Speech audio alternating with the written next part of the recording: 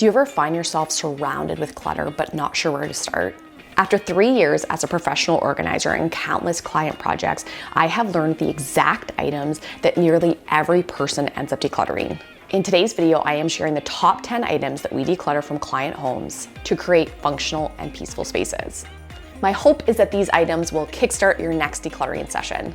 Let me know in the comments below if any of these items ring true for you as well.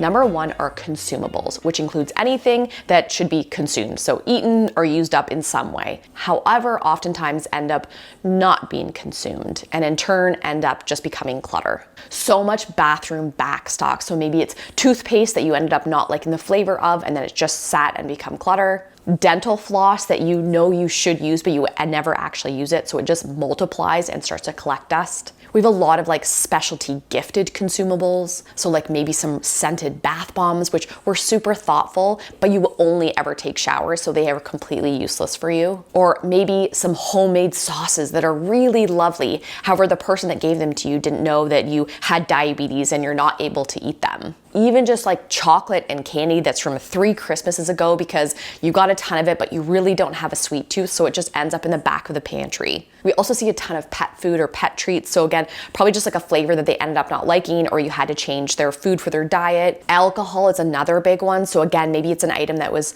purchased for a party or a special occasion and that just kind of got left over. Or alcohol that you used to drink a lot, but lifestyle has changed and so you don't really drink it as much and now it's just sitting there. There is a lot of talk about how consumables are essentially a clutter-free gift, but I've got to the point where I really don't agree with that anymore. And I share a little more about that under number 4. Number 2 are mid-size kitchen appliances. So pressure cookers, so many pressure cookers. Also crock pots, coffee makers, maybe you changed what style of coffee maker you were using, old toasters, those machines that make baby food, I can't think of the name at the moment. And sometimes these items are in the kitchen, sometimes they're in like a storage area, sometimes they're in the basement, sometimes they're in a random closet. But what I love about decluttering these items is that they usually free up like a whole shelf or a whole cupboard, so one decision can clear up a whole area. If you have any of these laying around in your home, take this as your sign to let them go.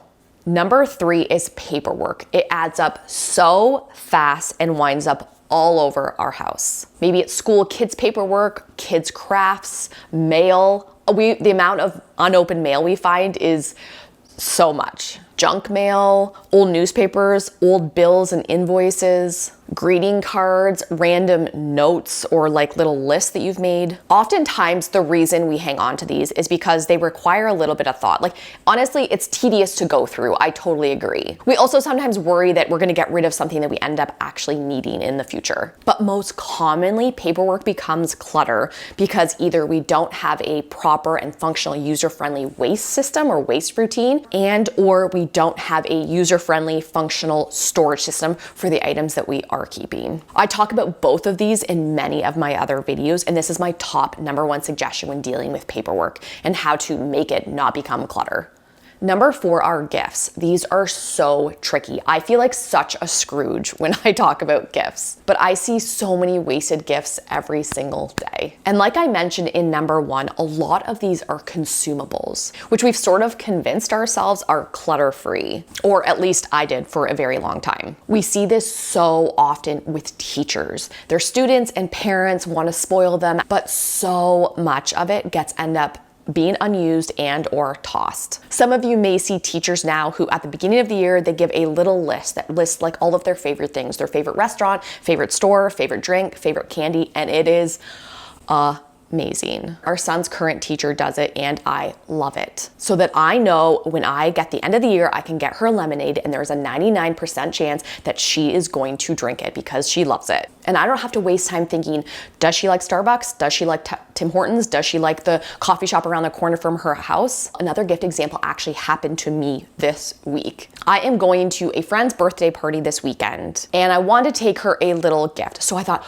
ooh, I could do like a bunch of summery things, some drinks, some nail polish, some gum, and I'll make it like a whole little summery treat basket for her. But as I was wrapping it, I just couldn't. I didn't even know, are these drinks that she actually likes? Does she get her nails done at the salon and never even uses nail polish? Like, all of these things were running in my mind. And all I could think was all of these items are gonna end up back at her house and end up being clutter that she now has to manage in her home. So I scrapped the entire idea. I gave her a gift card for our liquor store so she can buy the wine that she does love and that I know she will use. And I just wrote her a card about, some of my favorite things about her. I'm going to do an entire video this holiday season about gift giving and clutter. However, for now, just remember, it is okay to declutter gifts, and everybody does it.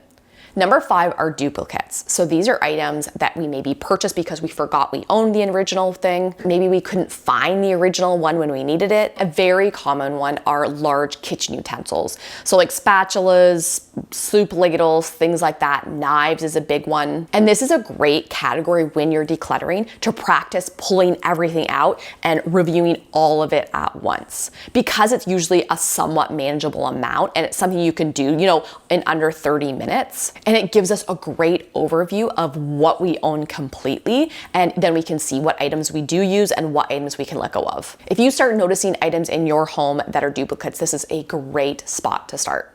Number 6 are clothes. And there are 2 big categories when it comes to clothes. Items that don't fit, and then items that we just don't wear anymore for 1.5 million reasons, but we just don't wear them. We also find a lot of seasonal items that have been packed up, or clothes that have been packed up during a move and that have just sort of been left in a basement or a spare room or a storage room and have never been opened again or looked at again or worn again. Sometimes when I'm decluttering clothes, I like to sort of flip the script on myself and I focus on the items that I do want to keep and that I do love. So these are items that fit perfectly. They are completely my style. They fit with my current lifestyle, and that I just love them. And then I hold every single item up to that level of scrutiny, and then I can clearly see the items that really I just can probably pass along. Number 7 are toys. And honestly, I just can't not include this category. Pretty much every job we have that has young kids, we pretty much always let go of toys. When tackling toys, my one piece of advice is to reflect on what actually gets used. Not what you think is cool, not what you spend a lot of money on, but what they actually use. Right now in our house, it's pretty easy. We use Barbies, balls, stuffed animals, and any random household items that the kids can use for restaurant or store or whatever imagination game that they're playing. And this mindset has helped me narrow down our toy collection massively.